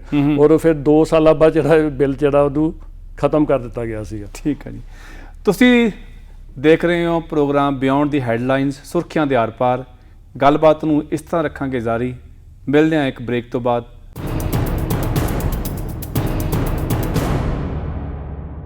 Break ਤੋਂ ਬਾਅਦ ਆਪ ਸਭ ਦਾ ਇੱਕ ਵਾਰੀ ਫਿਰ ਸਵਾਗਤ ਹੈ। ਤੁਸੀਂ ਦੇਖ ਰਹੇ ਹੋ ਪੰਜਾਬੀ ਨੈਸ਼ਨਲ TV। ਚੀਮਾ ਸਾਹਿਬ, ਬ੍ਰੇਕ ਤੋਂ ਪਹਿਲਾਂ ਆਪਾਂ ਗੱਲਬਾਤ ਕਰ ਰਹੇ ਸੀਗੇ ਵਾਰਡ ਨੰਬਰ 4 ਦੇ ਕਾਉਂਸਲਰ ਦੇ ਨਾਲ ਜੁੜੇ ਵਿਵਾਦ ਬਾਰੇ ਜੀ। ਇਸ ਆਪਾਂ ਸ਼ਖਸੀਅਤ ਬਾਰੇ ਚਾਨਣਾ ਪਾਈਏ। ਤੁਸੀਂ ਜ਼ਿਕਰ ਕੀਤਾ ਕਿ ਕੈਲਗਰੀ ਪੁਲਿਸ ਸਰਵਿਸ ਦੇ ਵਿੱਚ ਉਹ ਅਫੀਸਰ ਰਹੇ ਨੇ ਜੀ, ਤੇ ਹੋਰ ਇਹਨਾਂ ਦੀ ਪਰਸਨੈਲਿਟੀ ਬਾਰੇ ਕੀ ਜਾਣਕਾਰੀ ਹੈਗੀ ਆ? ਗਰੇਵਾਲ ਸਾਹਿਬ, ਸ਼ਹਿਨਸ਼ੂ ਦੇ ਜਲਸਨ ਤੋਂ ਪਹਿਲਾਂ ਮੈਂ ਥੋੜ੍ਹੀ ਜਿਹੀ ਇੱਕ ਹੋਰ ਇੰਟਰਸਟਿੰਗ ਗੱਲ ਤੁਹਾਡੇ ਨਾਲ ਸ਼ੇਅਰ ਕਰ ਲਾਂ ਕਿ ਤੁਹਾਨੂੰ ਯਾਦ ਹੋਊਗਾ ਕਿ ਇਹਨਾਂ ਕੌਂਸਲ ਦੇ ਵਿੱਚ ਇਲੈਕਸ਼ਨਾਂ ਦੇ ਵਿੱਚ ਜਿਹੜੀਆਂ ਨੇ ਐਡਵਾਂਸ ਵੋਟਾਂ ਪਈਆਂ ਸੀਗੀਆਂ। ਸੋ ਜਦੋਂ ਸ਼ਹਿਨਸ਼ੂ ਦਾ ਇਹ CBC ਨੇ ਜਿਹੜਾ ਵਾ ਇਹ ਹਾਈਲਾਈਟ ਕੀਤੀ ਸੀ, ਇਹ ਖਬਰ ਜਿਹੜੀ ਐਜ ਏ ਬ੍ਰੇਕਿੰਗ ਨਿਊਜ਼ ਲਿਆਂਦੀ ਸੀ, ਜਿਹੜੀ ਇਹਨਾਂ ਦੀ ਦੱਸਿਆ ਸੀ ਕਿ ਕਿਸੇ ਟਾਈਮ 'ਤੇ ਐਜ ਏ ਕੈਲਗਰੀ ਪੁਲਿਸ ਅਫਸਰ ਹੁੰਦਿਆਂ ਇਹਨਾਂ ਉੱਤੇ ਸੈਕਸੁਅਲ ਟੱਚਿੰਗ ਦਾ ਜਿਹੜਾ ਕੇਸ ਦਰਜ ਹੋਇਆ ਸੀਗਾ। ਉਹਦੇ ਵਿੱਚ ਦੇਖੋ ਜਦੋਂ ਐਡਵਾਂਸ ਪੋਲਿੰਗ, ਦੇਖੋ ਇਸ ਖਬਰ ਦਾ ਵੋਟਰਾਂ ਉੱਤੇ ਕਿੰਨਾ ਅਸਰ ਹੋਇਆ, ਉਹਦੇ ਜਿਹੜੇ ਡਾਟਾਜ਼ ਹੁਣ ਆ ਰਹੇ ਨੇ ਜੀ। 4 ਤੋਂ ਲੈ ਕੇ ਜਿਹੜੀ 10 ਤਰੀਕ ਤੱਕ ਦੀ ਜਿਹੜੀ ਐਡਵਾਂਸ ਪੋਲਿੰਗ ਆ ਉਹਦੇ ਵਿੱਚ ਜਿਹੜੀਆਂ ਜਿੰਨੀਆਂ ਵੋਟਾਂ ਪੋਲ ਹੋਈਆਂ ਨੇ ਉਹਦੇ ਵਿੱਚ ਸ਼ਹਿਨਸ਼ੂ 50% ਵੋਟਾਂ ਲੈ ਗਏ ਸੀਗੇ ਔਰ ਲੀਡ ਜੀ। ਜਿੰਨੀਆਂ ਟੋਟਲ ਵੋਟਾਂ ਪੋਲ ਹੋਈਆਂ ਉਹਦਾ 50% ਜਿਹੜਾ ਸ਼ਹਿਨਸ਼ੂ ਨੂੰ ਮਿਲਿਆ ਸੀਗਾ। ਉਹ ਜਿਹੜੇ ਇਹਨਾਂ ਕੋਲ ਕੈਂਡੀਡੇਟ ਹਾਰੇ ਨੇ DJ ਕੈਲੀ, ਉਹਨਾਂ ਨੂੰ ਮਿਲੀਆਂ ਸੀਗੀਆਂ 36%। ਲੇਕਿਨ ਇਲੈਕਸ਼ਨ ਡੇ ਤੋਂ ਪਹਿਲਾਂ ਜਦੋਂ ਇਹ ਜਿਹੜੀ ਆ ਖਬਰ ਜਦੋਂ ਇਹ ਨਿਊਜ਼ ਆ ਗਈ ਆ ਤਾਂ ਉਹਦੇ ਵਿੱਚ ਦੇਖੋ ਜਿਹੜੀਆਂ ਇਲੈਕਸ਼ਨ ਡੇ ਵਿੱਚ ਵੋਟਾਂ ਪਈਆਂ ਨੇ, ਇਹਦੀਆਂ ਵੋਟਾਂ ਜਿਹੜੀਆਂ ਘੱਟ ਕੇ ਜਿਹੜੀਆਂ ਸ਼ਹਿਨਸ਼ੂ ਦੀਆਂ ਸੀਗੀਆਂ ਉਹ 36% ਰਹਿ ਗਈਆਂ ਜੀ। ਉਹ ਜਿਹੜੀਆਂ DJ ਕੈਲੀ ਦੀਆਂ ਸੀਗੀਆਂ ਵੋਟਾਂ ਉਹ 36 ਤੋਂ ਵੱਧ ਕੇ 46% ਹੋ ਗਈਆਂ। ਸੋ ਤਾਂ ਇਹਦਾ ਮਤਲਬ ਵੀ ਜੇ ਕਿਤੇ ਨਿਊਜ਼ ਪਹਿਲਾਂ ਹੋ ਜਾਂਦੀ ਤਾਂ ਡਿਕਲੇਅਰ ਹੋ ਜਾਂਦੀ ਤਾਂ ਸ਼ੈਨਚੂ ਇਹ ਜਿਹੜੀ ਇਲੈਕਸ਼ਨ ਜਿੱਤ ਨਹੀਂ ਸੀ ਸਕਦੇ। ਔਰ ਜਿਹੜੀਆਂ ਤੁਹਾਨੂੰ ਯਾਦ ਹੋਊਗਾ ਕਿ ਜਿੱਦਾਂ ਰਿਜ਼ਲਟ ਆਇਆ ਸੀ ਉਹਦੇ ਵਿੱਚ ਇਹ ਆ ਰਿਹਾ ਸੀਗਾ ਕਿ 52 ਵੋਟਾਂ ਉੱਤੇ ਜਿਹੜਾ ਵਾ ਉਹਨਾਂ ਨੇ ਸੀਟ ਜਿੱਤੀ ਆ। ਲੇਕਿਨ ਜੋ ਅੱਜ ਦੀ ਲੇਟੈਸਟ ਖਬਰ ਹੈਗੀ ਆ, ਕਿਉਂਕਿ ਜੁਡੀਸ਼ੀਅਲ ਕਾਊਂਟ ਦੀ ਜਿਹੜੀ ਅਪੀਲ ਕੀਤੀ ਸੀ ਜਿਹੜਾ ਡੀਜੇ ਕੈਲੀ ਆ, ਹੁਣ ਜਿਹੜੀਆਂ ਦੁਬਾਰਾ ਜਿਹੜੀਆਂ ਹੁਣ ਇਲੈਕਸ਼ਨ ਕੈਲਗਰੀ ਨੇ ਜਿਹੜੀ ਫਾਈਨਲ ਆ ਜੋ ਆਫੀਸ਼ੀਅਲ ਰਿਜ਼ਲਟ ਡਿਕਲੇਅਰ ਕੀਤੇ ਵਿੱਚ ਉਹਦੇ ਵਿੱਚ ਹੁਣ ਜਿਹੜੀ ਉਹ ਗਿਣਤੀ ਵੋਟਾਂ ਦੀ 52 ਤੋਂ ਵੱਧ ਕੇ ਜਿਹੜੀ ਉਹ 100 ਹੋ ਗਈ ਆ। ਹੁਣ ਜਦੋਂ ਆਪਾਂ ਸ਼ੈਨਚੂ ਦੀ ਜੇ ਗੱਲ ਕਰੀਏ, ਜਿਵੇਂ ਤੁਸੀਂ ਦੱਸਿਆ ਕਿ ਉਹਨਾਂ ਦੀ ਪਾਸ ਹਿਸਟਰੀ, ਉਹ ਜਦੋਂ ਇਹ 97 ਦੀ ਘਟਨਾ ਵਾ ਜਿਹਦੇ ਵਿੱਚ ਸ਼ੈਨਚੂ ਕਿਸੇ ਬਾਰ ਡਾਊਨਟਾਊਨ ਬਾਰ ਦੇ ਵਿੱਚ ਐਜ ਏ ਪੁਲਿਸ ਡਿਊਟੀ ਦੇ ਵਿੱਚ ਸੀਗੇ ਜਦੋਂ, ਤਾਂ ਉਹ ਕਿਸੇ ਬਾਰ ਦੇ ਵਿੱਚ ਜਾਂਦੇ ਨੇ ਜੀ, ਅਤੇ ਉਸ ਬਾਰ ਦੇ ਵਿੱਚ ਜਿਹੜੀ 16 ਸਾਲਾਂ ਦੀ ਕੁੜੀ ਜਿਹੜੀ ਉਹਨਾਂ ਨੂੰ ਮਿਲਦੀ ਹੈ, ਜਿਹੜੀ ਕਿ ਐਜ ਏ ਬਾਈ ਲਾਓ ਐਜ ਏ ਟੀਨਏਜਰ ਹੈ। ਲੇਕਿਨ ਜਿਹੜਾ ਪਹਿਲਾ ਦੋਸ਼ ਲੱਗਿਆ ਹੈਗਾ ਕਿ ਪਬਲਿਕਲੀ ਜਿਹੜਾ ਉਹਨਾਂ ਨੇ ਪਬਲਿਕ ਪਲੇਸ ਦੇ ਉੱਤੇ ਉਹਨੂੰ ਟੱਚ ਕੀਤਾ ਉਹਦੀ ਲੱਤ ਨੂੰ, ਜੋ ਉਹਦੇ ਵਿੱਚ ਲਿਖਿਆ ਗਿਆ ਵਾ ਜੀ। ਔਰ ਉਸ ਤੋਂ ਬਾਅਦ ਜਿਹੜੀ ਸਭ ਤੋਂ ਵੱਡੀ ਗੱਲ ਇਹ ਹੈ ਕਿ ਗਰੇਵਾਲ ਸਾਹਿਬ ਇਹ ਗੱਲ ਇੱਥੇ ਹੀ ਨਹੀਂ ਖਤਮ ਹੋਈ, ਵੀ ਉਸ ਲੜਕੀ ਦਾ ਇਹ ਕਹਿਣਾ ਵਾ ਕਿ ਉਸ ਤੋਂ ਬਾਅਦ ਇਹ ਮੈਨੂੰ ਆਪਣੇ ਘਰ ਲੈ ਗਿਆ। ਉਹ ਮਾਰਨਿੰਗ ਜਿਹੜੀ ਅਗਲਾ ਦਿਨ ਚੜ੍ਹਦਾ ਵਾ ਤਾਂ ਨੈਕਸਟ ਮਾਰਨਿੰਗ ਦੇ ਵਿੱਚ ਇਹ ਉਹਨੂੰ ਆਪਣੇ ਘਰ ਵੀ ਲੈ ਜਾਂਦਾ ਵਾ। ਸੋ ਇਹ ਹੁਣ ਇਹ ਸਾਰੀ ਚੀਜ਼ ਦੇ ਉੱਤੇ ਜਿਹੜਾ ਉਦੋਂ ਜਿਹੜਾ ਵਾਦ ਵਿਵਾਦ ਪੈਦਾ ਹੋਇਆ, ਉਸ ਲੜਕੀ ਨੇ ਜਿਹੜੀ ਟੀਨਏਜਰ ਸੀਗੀ ਉਹਨੇ ਜਦੋਂ ਅਪੀਲ ਕੀਤੀ ਕੈਲਗਰੀ ਪੁਲਿਸ ਕਮਿਸ਼ਨ ਦੇ ਅੱਗੇ ਕਿ ਮੈਨੂੰ ਇਨਅਪਰੋਪਰੀਏਟ ਟੱਚ ਕੀਤਾ ਗਿਆ ਵਾ, ਤਾਂ ਜਦੋਂ ਉਹਦੀ ਪੁਲਿਸ ਕਮਿਸ਼ਨ ਨੇ ਇਨਕੁਆਇਰੀ ਬਿਠਾਈ ਸੀ, ਜੋ ਉਸ ਵੇਲੇ ਦਾ ਲਾ ਸੀ, ਉਹ ਇਹ ਕਹਿੰਦੇ ਨੇ ਕਿ ਜਿਵੇਂ ਹੁਣ ਕੈਲਗਰੀ ਪੁਲਿਸ ਜਿਹੜਾ ਕਮਿਸ਼ਨਰ ਆ ਜਿਹੜਾ ਕੈਲਗਰੀ ਦਾ, ਉਹਦਾ ਵੀ ਇਹ ਕਹਿਣਾ ਕਿ ਉਹਨਾਂ ਨੇ ਦੁਬਾਰਾ ਫਿਰ ਰਿਵਿਊ ਜਿਹੜਾ ਵਾ ਉਹ ਆਰਡਰ ਕਰ ਦਿੱਤਾ ਵਾ।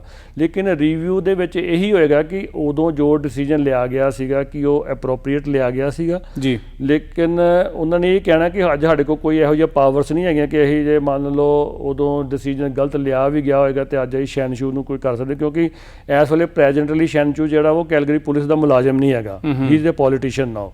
ਸੋ ਉਦੋਂ ਜਿਹੜੀ ਉਹਦੇ ਵਿੱਚ ਜਿਹੜੀ ਹੁਣ ਜਿਹੜੀ ਅਫੈਕਟਡ ਜਿਹੜੀ ਇਹ ਕੁੜੀ ਦਾ ਨਾਂ ਆ ਰਿਹਾ, ਨਾਂ ਤਾਂ ਨਹੀਂ ਆ ਰਿਹਾ ਕਿਉਂਕਿ ਤੁਹਾਨੂੰ ਪਤਾ ਇਸ ਕਾਨੂੰਨ ਦੇ ਵਿੱਚ ਉਹਦਾ ਕਦੀ ਵੀ ਜਿਹੜਾ ਨਾਂ ਡਿਕਲੇਅਰ ਨਹੀਂ ਕੀਤਾ ਜਾਂਦਾ ਜੀ। ਲੇਕਿਨ ਉਹ ਐਨੋਨਿਮਸਲੀ ਜਿਹੜੀ ਉਹਦਾ ਇਹ ਕਹਿਣਾ ਵਾ ਕਿ ਮੈਨੂੰ ਇਕੱਲਾ ਟੱਚ ਨਹੀਂ ਸੀ ਕੀਤਾ ਗਿਆ, it was more than that.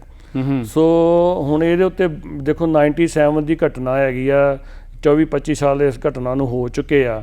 ਲੇਕਿਨ ਜਿਹੜਾ ਲਾਅ ਦੇ ਵਿੱਚ ਜਿਹੜਾ ਲਕੂਨਾ ਇਹੀ ਸੀਗਾ ਕਿ ਉਹਨੇ ਸ਼ੈਨਚੂ ਨੇ ਜਦੋਂ as a politician as a public life ਨੂੰ ਛੱਡ ਕੇ ਐਜ ਏ ਪੋਲੀਟੀਸ਼ੀਅਨ ਆਏ ਨੇ, ਤਾਂ ਉਹਦੇ ਵਿੱਚ ਉਹਨਾਂ ਨੇ ਡਿਕਲੇਅਰ ਨਹੀਂ ਕੀਤਾ ਕਿਤੇ ਕਿ ਮੇਰੇ ਇਨ ਪਾਸਟ ਮੇਰੇ ਵਿੱਚ ਕਿ ਇਹੋ ਜਿਹਾ ਕੋਈ ਦੋਸ਼ ਲੱਗਾ ਸੀਗਾ। ਸ਼ੈਨਚੂ ਦੀ ਮੈਂ ਥੋੜ੍ਹਾ ਜਿਹਾ ਤੁਹਾਨੂੰ ਦੱਸਦਾ ਪੋਲੀਟੀਕਲ ਲਾਈਫ ਬਾਰੇ। 2008 ਦੇ ਵਿੱਚ ਇਹਨਾਂ ਨੇ ਪਹਿਲੀ ਇਲੈਕਸ਼ਨ ਜਿਹੜੀ ਹੈ ਐਜ ਏ ਜਿਹੜੀ ਪ੍ਰੋਗਰੈਸਿਵ PC ਪਾਰਟੀ ਵੱਲੋਂ ਕੈਲਗਰੀ ਬੈਫਲੋ ਹਲਕੇ ਤੋਂ ਲੜੀ ਸੀਗੀ ਜੀ। MLA ਇਲੈਕਸ਼ਨ ਜਿਹੜੀ ਇਹ ਹਾਰ ਗਏ ਸੀਗੇ। ਲੇਕਿਨ ਜਿਹੜੀ ਇਹਨਾਂ ਦੇ ਰਿਕਾਰਡ ਦੇ ਵਿੱਚ ਉਹ ਲੈਟਰ ਲੱਗੀ ਹੋਈ ਸੀ ਇਹਨਾਂ ਦੀ ਫਾਈਲ ਦੇ ਵਿੱਚ, ਉਹ 2008 ਜਨਵਰੀ ਤੱਕ ਰਹਿੰਦੀ ਆ। ਔਰ 2008 ਦੇ ਵਿੱਚ ਹੀ ਇਲੈਕਸ਼ਨ ਲੜਦੇ ਪਹਿਲੀ MLA ਜਿਹੜੀ ਇਹ ਹਾਰ ਜਾਂਦੇ ਆ। ਸੋ 2008 ਤੱਕ ਵੀ ਇਹਨਾਂ ਨੇ ਕਿਤੇ ਡਿਕਲੇਅਰ ਨਹੀਂ ਕੀਤਾ ਕਿ ਮੇਰੇ ਤੇ ਇਨ ਪਾਸਟ ਇਹੋ ਜਿਹਾ ਕੋਈ ਦੋਸ਼ ਲੱਗਾ ਸੀਗਾ। ਸੋ 2013 ਵਿੱਚ ਇਹ ਪਹਿਲੀ ਵਾਰੀ ਕੌਂਸਲਰ ਜਿਹੜੇ ਆ ਜਿੱਤਦੇ ਆ, ਅਤੇ ਹੁਣ ਇਹ 3rd ਟਾਈਮ ਜਿਹੜੇ ਕੌਂਸਲਰ ਬਣੇ ਆ। ਲੇਕਿਨ ਇਸ ਕੰਟਰੋਵਰਸੀ ਨੇ ਇੱਕ ਵਾਰੀ ਬਹੁਤ ਵੱਡਾ ਜਿਹੜੀ ਆ ਐਜ ਏ ਹੁਣ ਸ਼ੈਨਚੂ ਨੇ ਆਪਣੀ ਪ੍ਰੈਸ ਕਾਨਫਰੰਸ ਵਿੱਚ ਬੁਲਾ ਕੇ ਕਹਿ ਦਿੱਤਾ ਕਿ I am not going to resign. ਉਹਨਾਂ ਨੇ ਜਿੰਨੇ ਵੀ ਕੌਂਸਲਰ ਚੁਣੇ ਉਹਨਾਂ ਨੂੰ ਕਿਹਾ ਵੀ ਤੁਸੀਂ ਮੇਰੇ ਆਫਿਸ 'ਚ ਆ ਕੇ ਮੈਨੂੰ ਮਿਲੋ, ਮੈਂ ਤੁਹਾਨੂੰ ਇਕੱਲੇ ਨੂੰ ਸਮਝਾ ਦਿੰਦਾ ਵੀ ਮੇਰੇ ਨਾਲ ਕੀ ਹੋਇਆ ਸੀਗਾ। ਔਰ ਉਹਦੇ ਵਿੱਚ ਉਹਨਾਂ ਨੇ ਇਹ ਵੀ ਦੋਸ਼ ਲਾਇਆ ਕਿ ਇਹ ਸਾਰੀ ਜਿਹੜੀ ਕੰਟਰੋਵਰਸੀ ਨੇ ਮੇਰੀ ਪਰਸਨਲ ਲਾਈਫ ਦੇ ਉੱਤੇ ਬੜੀ ਵੱਡਾ ਹਿੱਟ ਕੀਤਾ, ਮੇਰੇ ਬੱਚਿਆਂ ਦੇ ਉੱਤੇ ਮੈਂ ਬੜੇ ਸਟ੍ਰੈਸ 'ਚ ਚਲਾ ਗਿਆ ਵਾਂ, ਮੇਰੀ ਜਿਹੜੀ ਫੈਮਿਲੀ ਲਾਈਫ ਹੈ ਉਹ ਡਿਸਟਰਬ ਹੋ ਗਈ ਹੈ। ਸੋ ਉਹਨਾਂ ਨੇ ਆਪਣੇ ਲੈਵਲ ਦੇ ਉੱਤੇ ਇਹਦੇ ਉੱਤੇ ਬੜਾ ਤਗੜਾ ਪ੍ਰੋਟੈਸਟ ਜ਼ਾਹਿਰ ਕੀਤਾ ਵਾ। ਲੇਕਿਨ ਇਹ ਕੰਟਰੋਵਰਸੀ ਬਹੁਤ ਵੱਡੀ ਜਿਹੜੀ ਹੈ ਪ੍ਰੈਜ਼ੀਡੈਂਟ ਕੌਂਸਲ ਵਾਸਤੇ ਇੱਕ ਖੜੀ ਹੋ ਗਈ ਹੈ ਜੀ। ਚੀਮਾ ਸਾਹਿਬ, ਇਸ ਤੋਂ ਪਹਿਲਾਂ ਕਿ ਆਪਾਂ ਇੱਕ ਬਹੁਤ ਹੀ ਰੌਚਕ ਕੇਸ ਬਾਰੇ ਦਰਸ਼ਕਾਂ ਨਾਲ ਸਾਂਝ ਪਾਈਏ, ਕੈਨੇਡਾ ਦੇ ਵਿੱਚ ਜਿਹੜੇ ਕੋਰਟ ਦੇ ਫੈਸਲੇ ਹੁੰਦੇ ਹਨ ਜੀ, ਇਹ ਕਿੰਨੀ ਪ੍ਰਕਾਰ ਦੇ ਹੁੰਦੇ ਹਨ? ਕੀ ਇਹ ਸਿੱਧੇ ਲੋਕਾਂ 'ਤੇ ਅਸਰ ਕਰਦੇ ਹਨ ਜਾਂ ਕੁਝ ਅਜਿਹੇ ਫੈਸਲੇ ਹੁੰਦੇ ਹਨ ਜਿਨ੍ਹਾਂ ਦਾ ਸਿੱਧਾ ਇੱਕ ਕਾਨੂੰਨ ਦੇ ਰੂਪ ਦੇ ਵਿੱਚ ਇੰਪਲੀਮੈਂਟੇਸ਼ਨ ਹੋ ਜਾਂਦੀ ਹੈ? ਜੀ ਗਰੇਵਾਲ ਸਾਹਿਬ, ਜਿਹੜੀ ਤੁਸੀਂ ਗੱਲ ਕਰ ਰਹੇ ਹੋ, ਜਿਹੜੇ ਚਾਹੇ ਉਹ ਕੌਂਸਲ ਹੈ, ਜਿਹੜੀਆਂ ਸਰਕਾਰਾਂ ਡਿਸੀਜਨ ਲੈਂਦੀਆਂ ਨੇ, ਇੱਕ ਹੁੰਦੇ ਨੇ ਕੋਰ ਪੋਲਿਸੀ ਡਿਸੀਜਨਸ ਜੀ। ਇੱਕ ਉਹਨਾਂ ਨੂੰ ਜਿਹੜੀਆਂ ਉਹਨਾਂ ਪੋਲਿਸੀਜ਼ ਨੂੰ ਇੰਪਲੀਮੈਂਟ ਕਰਨ ਵਾਸਤੇ ਜਿਹੜੇ ਲਏ ਜਾਂਦੇ ਉਹਨਾਂ ਨੂੰ ਕਹਿੰਦੇ ਨੇ ਓਪਰੇਸ਼ਨਲ ਡਿਸੀਜਨਸ। ਜਿਹੜੀ ਚੀਜ਼ ਦੀ ਤੁਸੀਂ ਜਿਹੜੀ ਰੋਚਕ ਖਬਰ ਦੀ ਗੱਲ ਕਰ ਰਹੇ ਹੋ, ਇਹਦੇ ਵਿੱਚ ਹੁਣੇ ਹਾਲ ਦੀ ਘੜੀ ਵਿੱਚ ਇਸੇ ਵੀਕ ਦੇ ਵਿੱਚ ਸੁਪਰੀਮ ਕੋਰਟ ਦਾ ਇੱਕ ਕੇਸ ਦੇ ਉੱਤੇ ਡਿਸੀਜਨ ਆਇਆ ਵਾ, ਜਿਹਦੇ ਵਿੱਚ ਉਹਨਾਂ ਨੇ ਯੂਨੈਨਿਮਸਲੀ ਇਹ ਕਿਹਾ ਵਾ ਕਿ ਵੇਖੋ ਜਿਹੜੇ ਕੋਰ ਪੋਲਿਸੀ ਡਿਸੀਜਨਸ ਹੁੰਦੇ ਨੇ ਉਹਨਾਂ ਬਾਰੇ ਇਹ ਕਿਹਾ ਜਾਂਦਾ ਕਿ ਉਹਨਾਂ ਨੂੰ ਤੁਸੀਂ ਚੈਲੰਜ ਨਹੀਂ ਕਰ ਸਕਦੇ। ਉਹਨਾਂ ਨੂੰ ਜੇ ਮੰਨ ਲਓ ਤਾਂ ਉਹਨਾਂ ਕੋਰ ਪਾਲਿਸੀ ਡਿਸੀਜਨਸ ਕਰਕੇ ਤੇ ਮੰਨ ਲਓ ਤੁਹਾਡੀ ਤੁਹਾਨੂੰ ਕੋਈ ਇੰਜਰੀ ਹੁੰਦੀ ਹੈ ਜਾਂ ਤੁਸੀਂ ਮੈਂਟਲੀ ਤੌਰ ਤੇ ਹਿੱਟ ਹੁੰਦੇ ਹੋ ਤਾਂ ਤੁਸੀਂ ਉਹਨਾਂ ਡਿਸੀਜਨ ਨੂੰ ਤੇ ਕਿਸੇ ਵੀ ਗੌਰਮੈਂਟ ਨੂੰ, ਚਾਹੇ ਉਹ ਕੌਂਸਲ ਦਾ, ਜਿਵੇਂ ਲੋਕ ਸੰਸਥਾਨਕ ਜਿਹਨਾਂ ਨੂੰ ਆਪਾਂ ਸਿਵਿਕ ਇਲੈਕਸ਼ਨ 'ਚ ਜਿੱਤੀ ਹੋਏ ਜਿਹੜੇ ਕੌਂਸਲ ਦੀ ਗੱਲ ਕਰਦੇ ਹਾਂ, ਜਾਂ ਆਪਾਂ ਪ੍ਰੋਵਿੰਸ਼ੀਅਲ ਗੌਰਮੈਂਟ ਦੀ ਗੱਲ ਕਰਦੇ ਹਾਂ, ਜਾਂ ਆਪਾਂ ਫੈਡਰਲ ਗੌਰਮੈਂਟ ਦੀ ਵੀ ਗੱਲ ਕਰ ਲੈਂਦੇ ਜਿਹੜੀਆਂ ਕੋਰ ਪਾਲਿਸੀ ਡਿਸੀਜਨ ਨੂੰ ਤੁਸੀਂ ਉਹਨਾਂ ਦੇ ਬੇਸ ਉੱਤੇ ਜਿਹੜੇ ਤੁਸੀਂ ਚੈਲੰਜ ਨਹੀਂ ਕਰ ਸਕਦੇ, ਕਿਸੇ ਨੂੰ ਸੂ ਨਹੀਂ ਕਰ ਸਕਦੇ ਗੌਰਮੈਂਟ ਨੂੰ। ਲੇਕਿਨ ਜਿਹੜੇ ਆਪਰੇਸ਼ਨਲ ਡਿਸੀਜਨਸ ਨੇ, ਜੇ ਉਹਨਾਂ ਕਰਕੇ ਤੁਹਾਨੂੰ ਕੋਈ, ਚਾਹੇ ਕੋਈ ਬੋਡਲੀ ਇੰਜਰੀ ਹੁੰਦੀ ਆ ਜਾਂ ਕੋਈ ਮੈਂਟਲੀ ਤੁਹਾਨੂੰ ਕੋਈ ਪਰੇਸ਼ਾਨੀ ਹੁੰਦੀ ਆ, ਉਹਨਾਂ ਦੇ ਬੇਸ ਉੱਤੇ ਤੁਸੀਂ ਕਿਸੇ ਵੀ ਗੌਰਮੈਂਟ ਨੂੰ ਸੂ ਕਰ ਸਕਦੇ ਹੋ। ਤੇ ਲੇਟੈਸਟ ਜਿਹੜਾ ਕੋਈ ਫੈਸਲਾ ਹੋਇਆ ਜੀ, ਸਨੋ ਬੈਂਕ ਦੇ ਉੱਪਰ ਤਿਲਕਣ ਕਰਕੇ ਜੀ ਕਿਸੇ ਨੂੰ, ਪ੍ਰਭਾਵਿਤ ਵਿਅਕਤੀ ਨੂੰ ਜੀ ਦੇ ਹੱਕ ਵਿੱਚ ਫੈਸਲਾ ਹੋਇਆ, ਜੀ ਕੀ ਹੈ ਜੀ ਫੈਸਲਾ ਉਹ? ਗਰੇਵਾਲ ਸਾਹਿਬ, ਜਿਵੇਂ ਕਿ ਹੁਣ ਆਪਾਂ ਵੇਖ ਰਹੇ ਹਾਂ ਕਿ ਆਪਣੇ ਕੈਲਗਰੀ ਵਿੱਚ ਔਰ ਐਲਬਰਟਾ ਵਿੱਚ ਵੀ ਸਨੋ ਦਾ ਸੀਜ਼ਨ ਸ਼ੁਰੂ ਹੋ ਸਕਦਾ ਕਿਸੇ ਟਾਈਮ ਹੀ। ਇਹ ਜਿਹੜੇ ਬੜਾ ਇੰਟਰਸਟਿੰਗ ਜਿਹੜਾ ਫੈਸਲਾ ਸੁਪਰੀਮ ਕੋਰਟ ਦਾ ਆਇਆ ਵਾ ਔਰ ਯੂਨੈਨੀਮਸਲੀ ਆਇਆ, 7 ਜੱਜਾਂ ਨੇ ਯੂਨੈਨੀਮਸਲੀ ਇਹ ਡਿਸੀਜਨ ਦਿੱਤਾ ਵਾ। ਉਹ 2015 6 ਜਨਵਰੀ ਨੂੰ ਕੋਈ ਮਿਸ ਮਾਰਚੀ ਨਾਂ ਦੀ ਜਿਹੜੀ ਲੇਡੀ ਸੀਗੀ, ਉਹ ਨੈਲਸਨ BC ਦੇ ਵਿੱਚ ਬਰਫ਼ ਦੇ ਸਨੋ ਬੈਂਕ ਤੋਂ ਤਿਲਕ ਜਾਂਦੀ ਆ। ਸਨੋ ਬੈਂਕ ਆਪਾਂ ਸਮਝਾ ਦਿੰਦੇ ਹਾਂ ਕਿਉਂਕਿ ਕਈ ਦਰਸ਼ਕਾਂ ਨੂੰ ਸ਼ਾਇਦ ਨਾ ਪਤਾ ਹੋਵੇ, ਜਿਹੜੇ ਖਾਸ ਕਰਕੇ ਇੰਡੀਆ ਦੇ ਵਿੱਚ ਜਾਂ ਜਿੱਥੇ ਸਨੋ ਦਾ ਵਾਹ ਨਹੀਂ ਪੈਂਦਾ, ਜਦੋਂ ਵੀ ਬਰਫ਼ ਪੈਂਦੀ ਹੈ ਤਾਂ ਆਪਾਂ ਦੇਖਦੇ ਹਾਂ ਵੀ ਉਹ ਜਿਹੜੇ ਪਲੋਅਰਸ ਆਉਂਦੇ ਨੇ ਉਹ ਸਨੋ ਨੂੰ ਸਾਫ਼ ਕਰਦੇ ਆ, ਤਾਂ ਸਨੋ ਜਿਹੜੀ ਆ ਸਾਈਡਾਂ ਦੇ ਉੱਤੇ ਜਿਹੜੇ ਆ ਢੇਰ ਬਣ ਜਾਂਦੇ ਆ, ਸ਼ਾਇਦ ਮੁੱਖ ਤੌਰ ਤੇ ਪਾਰਕਿੰਗ ਲੋਟਾਂ ਦੇ ਵਿੱਚ। ਸੋ ਉਹਨੂੰ ਸਨੋ ਬੈਂਕ ਕਿਹਾ ਗਿਆ। ਤੇ ਉਹ ਕਿਸੇ ਪਾਰਕਿੰਗ ਸਟਾਲ ਦੇ ਵਿੱਚ ਗੱਡੀ ਲਾ ਕੇ ਜਦੋਂ ਸਨੋ ਬੈਂਕ ਦੇ ਉੱਤੋਂ ਦੀ ਚੜ੍ਹ ਕੇ ਉਤਰਨ ਲੱਗੀ ਆ, ਕਿਉਂਕਿ ਉਹਦੇ ਅੱਗੇ ਸਨੋ ਬੈਂਕ ਸੀਗਾ, ਤਾਂ ਉਹ ਉੱਥੋਂ ਤਿਲਕ ਕੇ ਜਿਹੜੀ ਉਹਦੀ ਸੱਟ ਲੱਗ ਜਾਂਦੀ ਹੈ। ਤਾਂ ਉਹਨੇ ਫਿਰ ਉਸ ਇੰਜਰੀ ਦੇ ਬੇਸ ਦੇ ਉੱਤੇ ਜਿਹੜਾ ਵਾ, ਜਿਹੜੀ ਨੈਲਸਨ BC ਦੀ ਜਿਹੜੀ ਕੌਂਸਲ ਸੀਗਾ, ਉਹਦੇ ਉੱਤੇ ਉਹਨੇ ਜਿਹੜਾ ਹਰਜਾਨੇ ਦਾ ਕੇਸ ਕਰ ਦਿੱਤਾ, ਜਿਹੜਾ ਕਿ ਉਹ ਜਿਹੜੇ ਪਹਿਲੀ ਕੋਰਟ ਦੇ ਵਿੱਚ ਉਹ ਜਿੱਤ ਜਾਂਦੀ ਹੈ।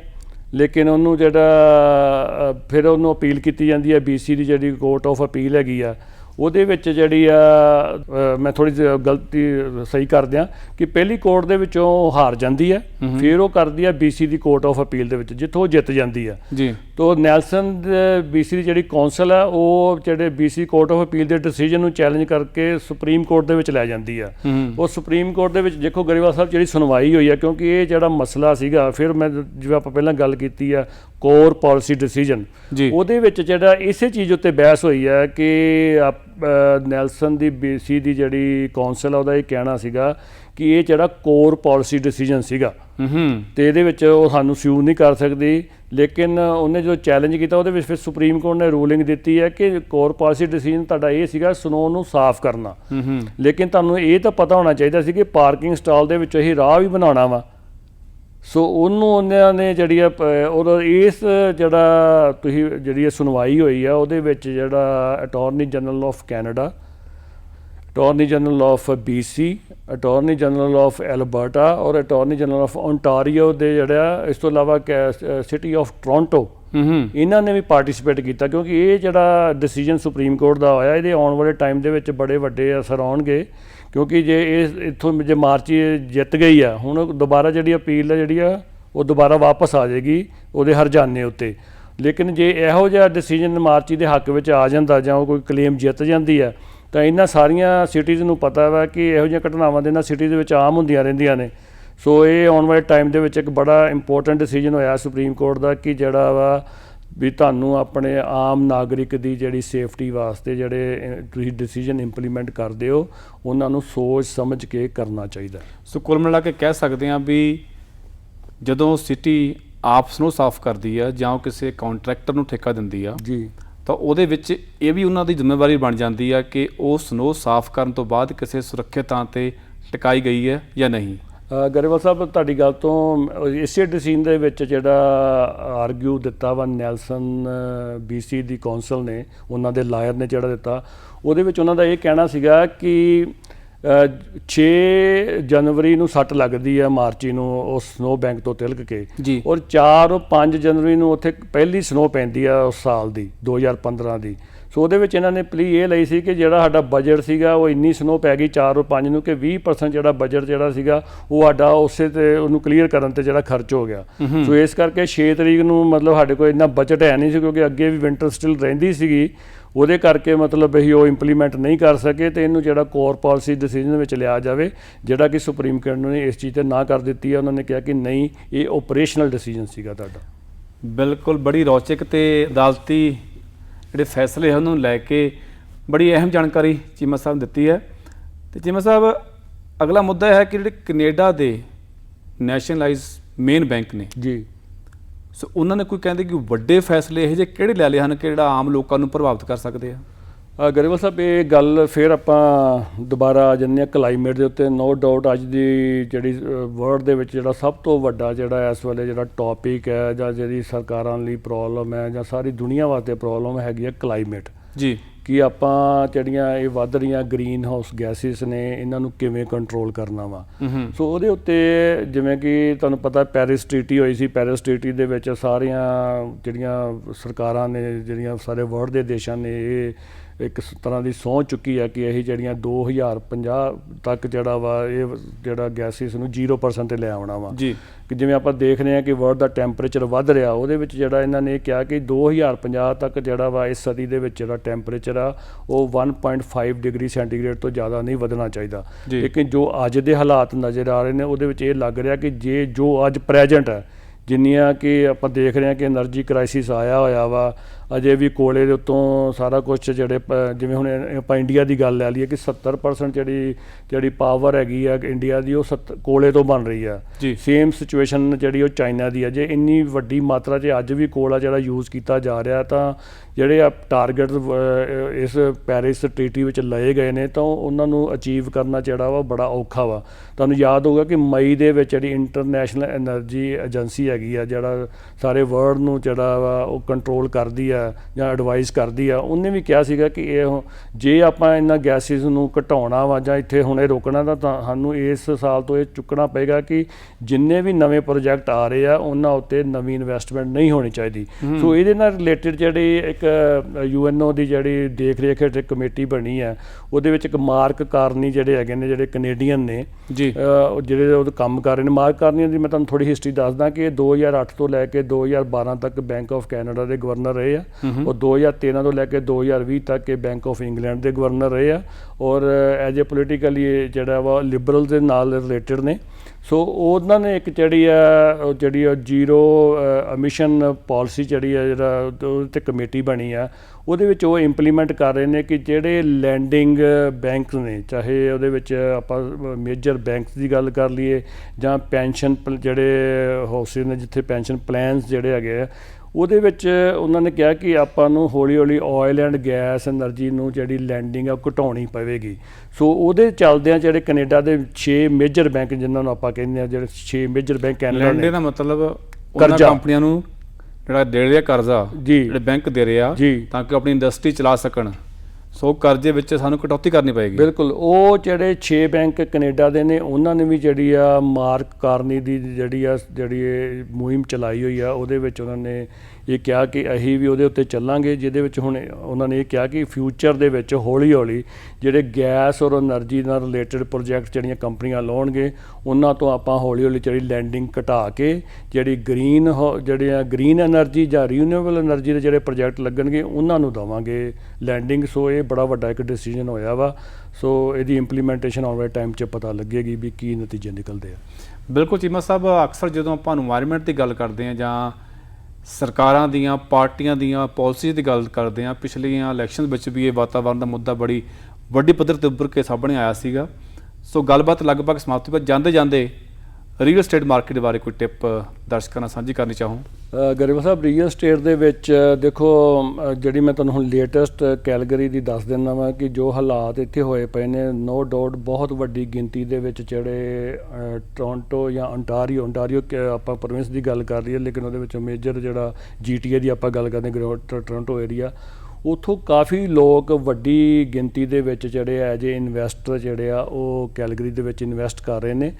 ਪਿਛਲੇ ਵੀਕ ਹੀ ਮੈਨੂੰ ਇੱਕ ਨਵੀਂ ਕਮਿਊਨਿਟੀ ਸਾਊਥ ਈਸਟ ਵਿੱਚ ਜਾਣ ਦਾ ਮੌਕਾ ਮਿਲਿਆ ਔਰ ਮੈਂ ਕਿਸੇ ਬਿਲਡਰ ਕੋਲ ਗਿਆ ਸੀਗਾ ਤਾਂ ਉਹ ਮੈਨੂੰ ਦੱਸ ਰਿਹਾ ਸੀਗਾ ਕਿ 9 ਲੋਟ ਇੱਕ ਪੂਰੀ ਟੀਮ ਆਈ ਕਿ ਟੋਰਾਂਟੋ ਤੋਂ 9 ਲੋਟ ਬੁੱਕ ਕਰਾ ਕੇ ਚਲੇ ਗਏ। ਇਸੇ ਤਰ੍ਹਾਂ ਜਿਹੜੀ ਹੋਮਸਟੈਡ ਕਮਿਊਨਿਟੀ ਆ ਉਹਦੇ ਵਿੱਚ ਵੀ ਬੜੀ ਵੱਡੀ ਗਿਣਤੀ ਦੇ ਵਿੱਚ ਜਿਹੜੇ ਇਨਵੈਸਟਰ ਟੋਰਾਂਟੋ ਤੋਂ ਨੇ ਉਹ ਇਨਵੈਸਟ ਕਰ ਰਹੇ ਨੇ। ਨੋ ਡਾਊਟ ਨਵੇਂ ਘਰਾਂ ਵਿੱਚ ਵੀ ਇਨਵੈਸਟਮੈਂਟ ਕਰ ਰਹੇ ਨੇ ਔਰ ਜਿਹੜਾ ਰੀਸੇਲ ਦੀ ਮਾਰਕੀਟ ਹੈ ਉਹਦੇ ਵਿੱਚ ਵੀ ਉਹਨਾਂ ਦੇ ਜਿਹੜੀ ਪਾਰਟਿਸਿਪੇਸ਼ਨ ਉਹਦੇ ਕਰਕੇ ਪ੍ਰਾਈਸ ਪੁਸ਼ਅਪ ਹੋ ਰਹੇ ਨੇ ਕਿਉਂਕਿ ਉਹਨਾਂ ਨੂੰ ਜਿਹੜੇ ਕੈਲਗਰੀ ਦੇ ਘਰ ਬੜੇ ਸਸਤੇ ਨਜ਼ਰ ਆ ਰਹੇ ਨੇ।